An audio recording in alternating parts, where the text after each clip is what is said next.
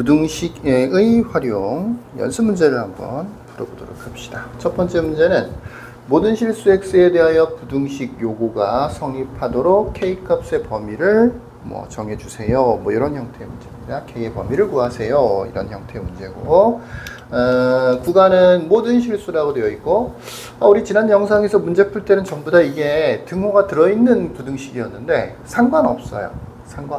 이렇게 생겼던 등호가 있던, 요게 조금 더 어려울 수도 있긴 있겠지만 상관없습니다. 또 좌변을 잘 보시면 4차 부등식이죠. 4차 부등식. 4차 함수의 그래프는 기본 형태가 이렇게 W자 모양이기 때문에 모든 실수 x라고 되어 있어도 최소값이라는 게 존재합니다.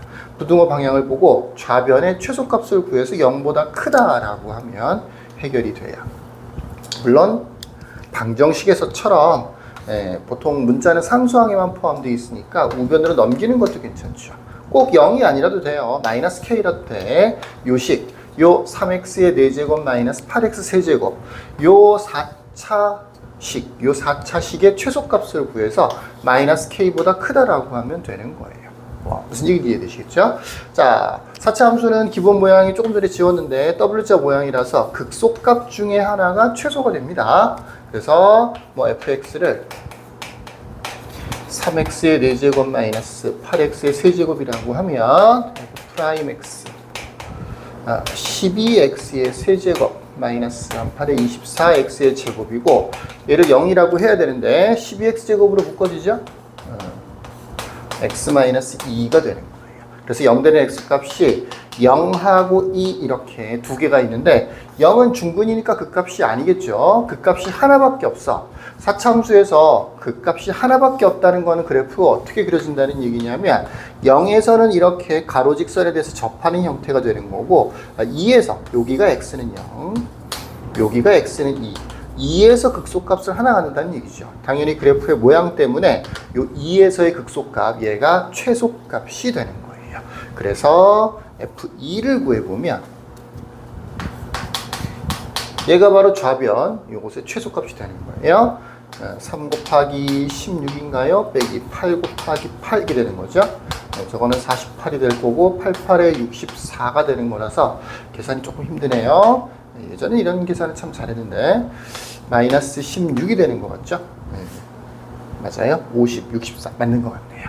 최소값이 마이너스 16이에요. 그래서 이 부등식을 이 좌변에 있는 이 전체 대신 최소값 마이너스 16으로 바꾸면 마이너스 16, 그 다음에 마이너스 k 이렇게 되는 거죠. 여기서 k값의 범위를 구하면 돼요. 좌우로 이항을 시켜주면 되는 거겠죠. 그래서 k는 16보다 크다 이렇게 되는 겁니다. k가 16보다 커지면 이 부등식은 모든 실수 x에 대하여 성립하는 부등식이 된다라는 얘기입니다. 이렇게. 그러니까 모든 실수가 뭐건 간에 그 구간에서 최소값, 최대값을 구할 수 있다면 최대 최소를 이용해서 부등식이 항상 성립할 조건을 찾아낼 수 있어. 두 번째 문제로 가보십시다. 두 번째 문제는 첫 번째 문제랑 뭐가 다르냐면 이렇게 열린 구간으로 되어 있어요. 열린 구간. x가 3보다 크거나 같다면 좋겠지만 크다라고 되어 있죠. 다음 부등식이 성립하도록 실수 k의 범위를 구하세요 정도가 되겠죠. 3차 부등식이야. 역시 여기서처럼 k는 상수항에만 포함되어 있죠. 이렇게 상수항에만 포함되어 있을 때는 이렇게 이항을 시켜주면 되는 거고, 이렇게 그래프 fx라고 합시다. 이렇게 그래프 gx 이렇게 열린 구간인 경우에는 이 fx 자체가 최대 최소가 존재하지 않을 수 있단 말이에요. 지금은 최소가 필요한 거죠. 이 부등식이니까 최소가 존재하지 않은, 물론 존재할 수도 있어. 최소가 존재하면 그대로 문제를 풀면 되는 거예요. 이 전체 이 전체를 최소값으로 바꿔서 마이너스 k보다 크다라고 하면 되는 거고, 만약에 최소값이 여기 3에 걸려서 존재하지 않는 경우에는 그래프를 이용해서 문제를 풀어줘야 돼요. 한번 미분해 보십시다. f'x는 3x의 제곱 마이너스 12x 플러스 9가 될 거고, 는 0이라고 해서 방정식을 풀어줘야죠. 3으로 묶어내면 x제곱 마이너스 4x 플러스 3이 되는 거고, x 마이너스 1, x 마이너스 3 이렇게 만들어지는 거예요. 3차 함수의 기본 모양은 다 알고 있죠. 여기를 x를 1이라고 하면 될 거고 여기를 x는 3이라고 하면 되고 그래프의 모양은 올라갔다가 내려갔다가 다시 이렇게 올라가는 형태인데 이 범위가 3보다 크다잖아. 여기가 3이잖아. 그러니까 실제로 그래프는 이렇게 생긴 거야. 여기에서부터 위로 이렇게 올라가는 요만큼만 남아있는 거야. 끝점이 이렇게 열린 구간이다 보니까 포함이 안 돼 있다고요. 이런 경우에는 당연히 3에서 거의 제일 작은 값을 가질 것 같지만 3은 포함되어 있지 않으니까 이런 경우에는 최소값이 없다라고 하는 거예요. 최소값이 없다. 그래서 이런 경우에는 그래프를 이용해서 문제를 풀어줘야 됩니다. 그래프를 그려보면 요걸 바탕으로 해서 그래프를 그려보면 3을 대입해 볼 필요는 있겠죠. F3은 27 마이너스 9에 54 플러스 27에서 0이 되는군요. 네, 그래서 이렇게 생겼어요. X축, Y축. 다 그리면 안 돼. 여기 어딘가에 3이 있는데 다 그리면 안 되고 이 그래프를 이 노란색 부분 실제 범위에 해당되는 3보다 크다고 되어 있잖아. 그 부분만 그릴 거예요. X축은 설명하는데 약간 문제가 될 것 같으니까 X축은 일부만 그려놓을게요. 이렇게 해서 X축이 있고 여기 어딘가에 3이 동그라미가 쳐져 있어. 여기 비어 있어. 그 다음에 실제 그래프는 이렇게 올라가는 형태의 그래프가 되는 거야. 이 그래프가 이 그래프예요. 이 범위에서 이쪽 부분이 훨씬 더 화려한 이쪽 부분은 다 버려야 돼요. 왜? 범위 때문에. 실제 그래프는 이건 거니까. 그럼 이 그래프는 어떻게 되는 거냐? y는 gx인데 gx는 마이너스 k라는 그래프는 어떻게 되는 거냐? 요거는 x가 들어있지 않잖아.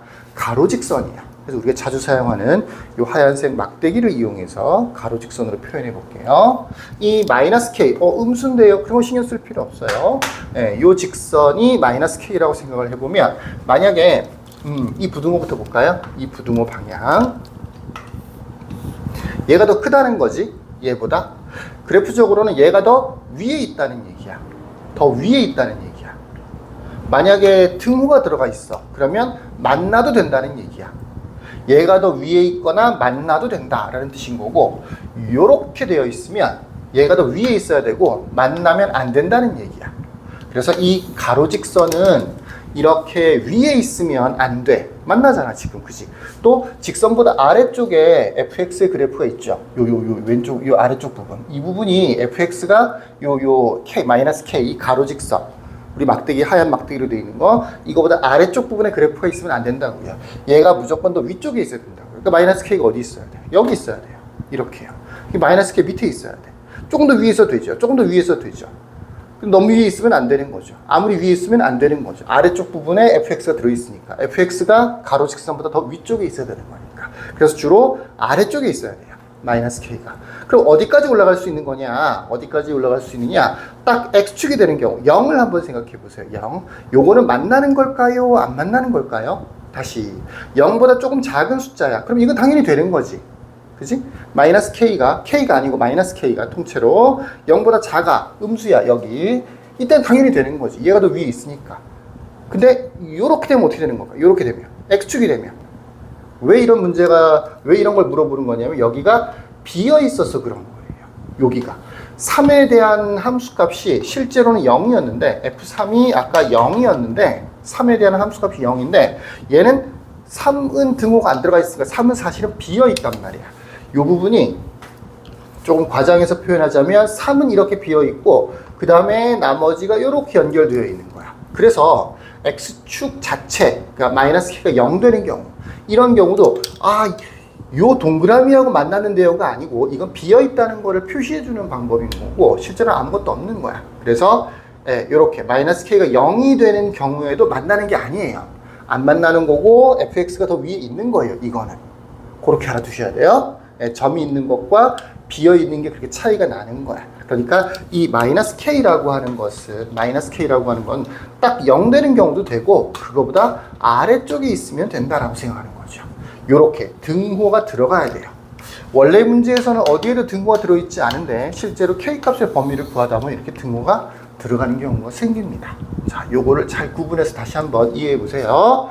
그래프를 왜 이 구간에서만 그려야 되는 건지도 알아둬야 돼요. 이게 비어있다는 게 어떤 의미인지도 알아둬야 돼요. 이 비어있는 것을 통과하는 직선과 비어있는 것을 통과하는 직선과 원래 그래프는 만나는 거냐 안 만나는 거냐? 안 만나는 거다. 왜? 얘는 없으니까. 이 그래프는 이 점 자체가 없으니까 안 만나는 거다라고 생각해야 된다고요. 안 만난다. 더 위로 올라가면 만나는 거예요. 더 밑으로 내려가면 당연히 안 만나는 거죠. 예, 0일 때도 안 만나기 때문에 요거는 만나지 않으면 되는 거거든. 만나지 않고 얘가 더 위쪽에 있으면 되는 거거든. 그래서 여기는 등호가 들어가도 되는 거죠. 물론 양변에 마이너스를 곱해서 K가 0보다 크거나 같다 라고 최종적인 답을 구해줘야 됩니다. 조금 어려웠죠? 2번은. 자, 여기까지.